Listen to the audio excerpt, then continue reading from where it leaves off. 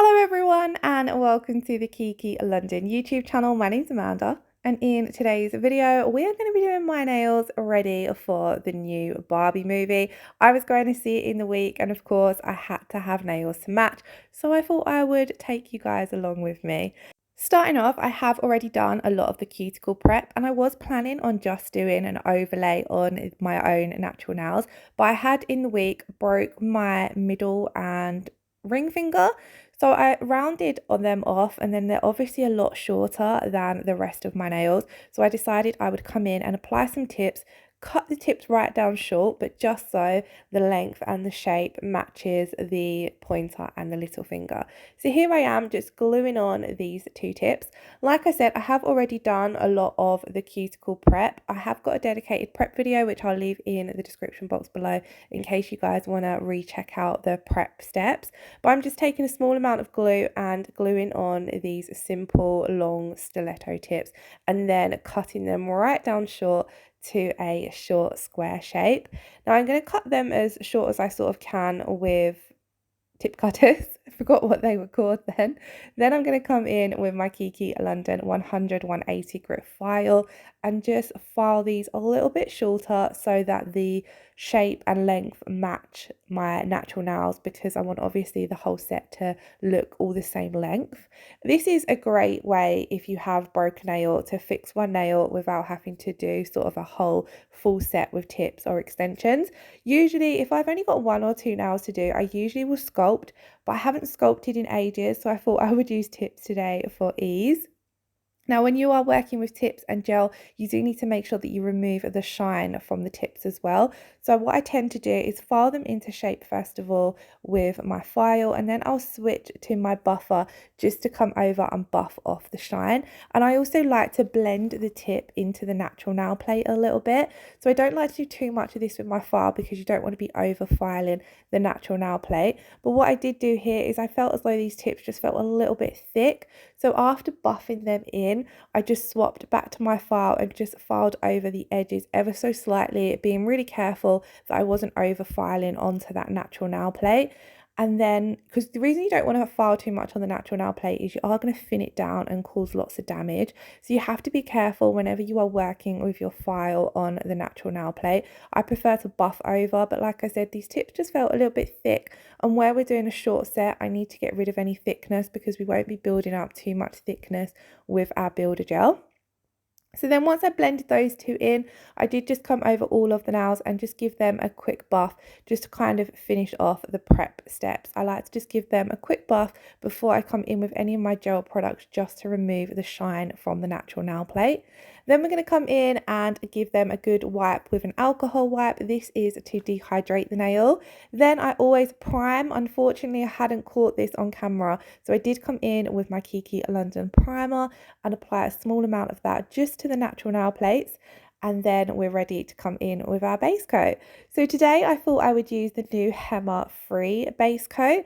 This is a brilliant base coat if you are allergic to the Hema that's in the majority of nail products. We Kiki now have the Hema Free line. So obviously the Kiki London Easy Build Up Gel has always been Hema Free, but it didn't have a Hema Free top and base coat until very recently. If you did miss the Hema Free launch video, I'll leave that linked in the description box below as well. But having the Hema Free base and top coat means you can do a complete builder system with the Hema Free collection. So it's brilliant if you or any of your clients have any allergies to the Hema. This collection is now available to you. Now, the regular Kiki London line does have quite low levels of Hema in it anyway. Personally, it's not something I've ever had a problem with, but I am really loving working with the new products. Now, I am used to working more with the rubber base coats. You guys know that they are the preferred ones I reach for. So it was a little bit different switching to a regular base coat because the consistency is a little bit thinner, but it's really lovely to work with. I have tested it on my nails a few times now and it lasts brilliantly. So then for our builder gel, I'm going to be using the Crystal Clear Easy Build Up Gel. I went for clear because I'm just going to be doing an overlay with a gel polish design over the top. So we're not actually going to be seeing the builder gel underneath. So a lot of the time when I'm doing this, I'll reach for clear. However, if you are starting out, I would recommend using one of the pinks or the nudes instead, because with the clear, the one thing that's harder about it is because it's so crystal clear, it can be a little bit hard to see where you're putting it. Where with the coloured ones, either of the pinks or either of the nudes, you can kind of see where you're guiding the product a little bit easier.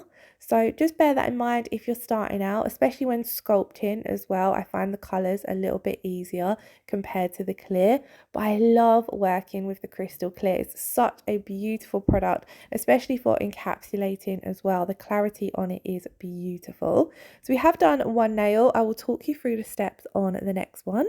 So what I like to come in and do is take a small amount of gel on my brush to begin with and do a thin slip layer. So with this slip layer, I'm applying this just like I would my gel polish.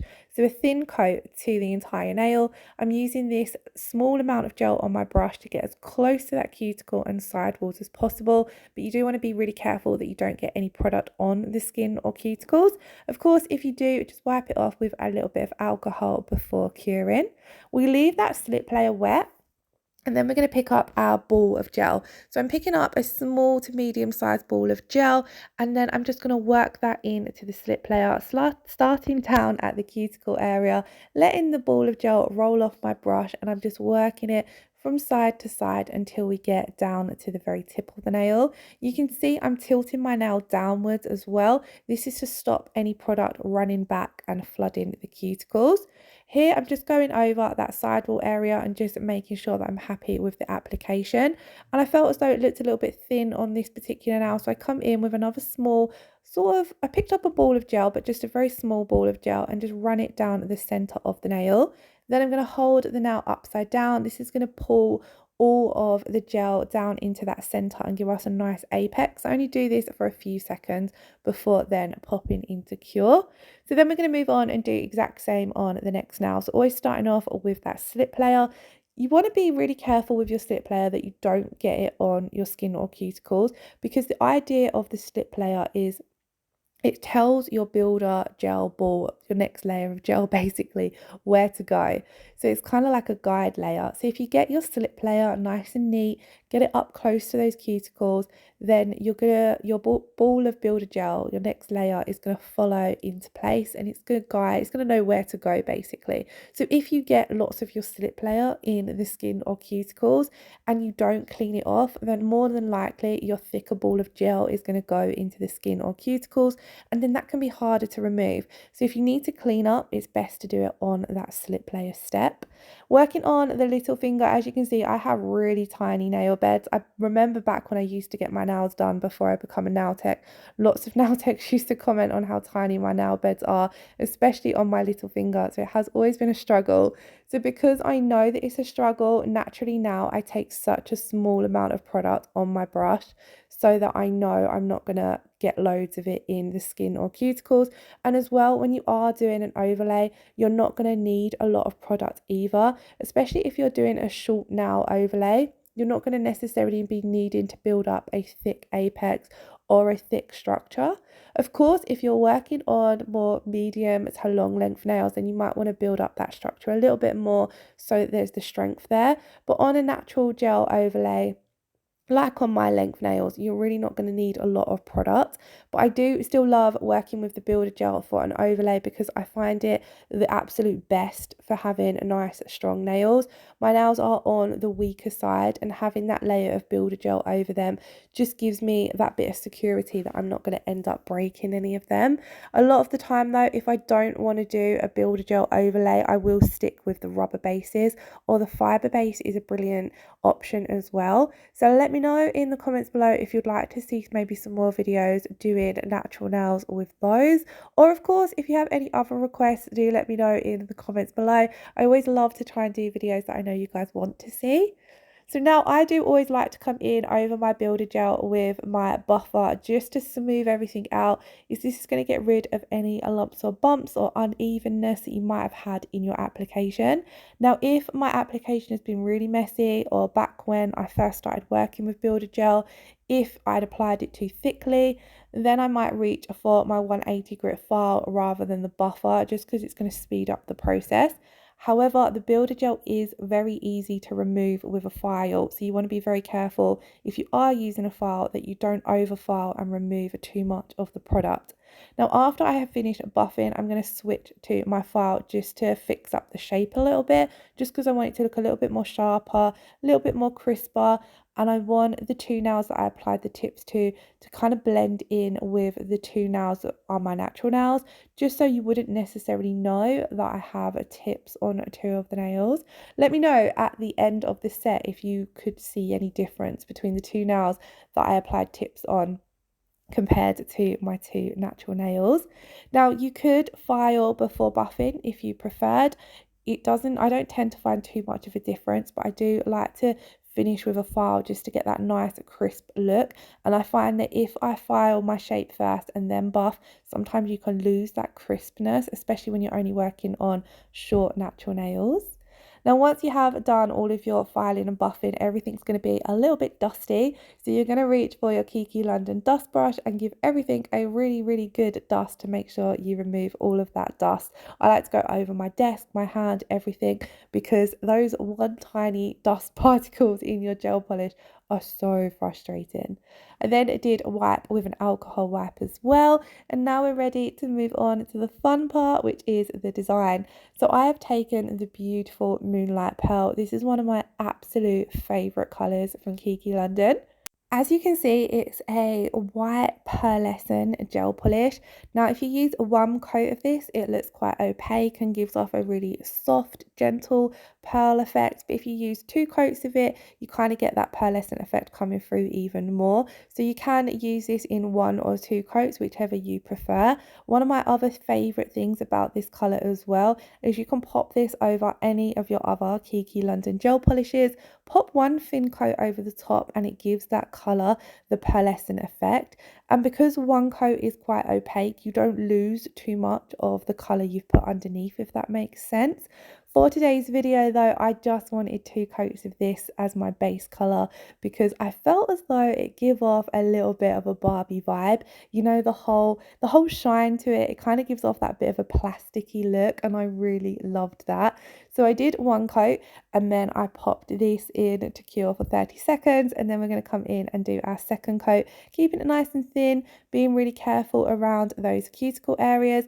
I tend to do my first coat super thin and really work it into either my natural nail or, in this case, the builder gel underneath. And then when it comes to applying my second coat, I more float it on, and then I would usually cap the free edge, but then on this set we're doing a French tip, so I didn't cap the free edge because we're going to be applying our French colour at the tip of the nail. So I'm just floating this on.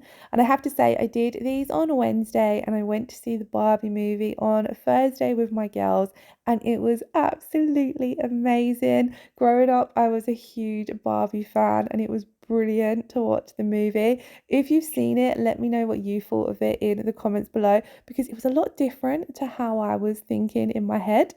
So of course, for my French tip, we are going to need Barbie Pink. This is another colour too from the Hema Free range. So technically, if you didn't use Moonlight Pearl, if you use another colour from the Hema Free range for your base colour, the complete set would be a completely Hema Free set. But I did want that Moonlight Pearl base, and like I said, personally, I don't have any Hema issues or any allergy issues when it comes to nails, luckily. And then also, like I said, the regular Kiki line has very low levels of Hema in it anyway, so I opted to use Moonlight Pearl just to keep the set how I wanted it to look. Then we're going to be doing a full French on this set, and I have not ever recorded a full French set on myself, so this is a first. But the more I've used the French brush, the more I'm confident in getting a consistent French set. And this was one of the things that put me off doing a full French set on myself on camera, is because it can be quite tricky to get a consistent looking French across all 5 nails. So what I'm doing is I'm loading up my French brush with a generous amount of the Barbie Pink. And as you can see here, I'm just using one side of it to do one half of the French and then flipping it around to do the other side.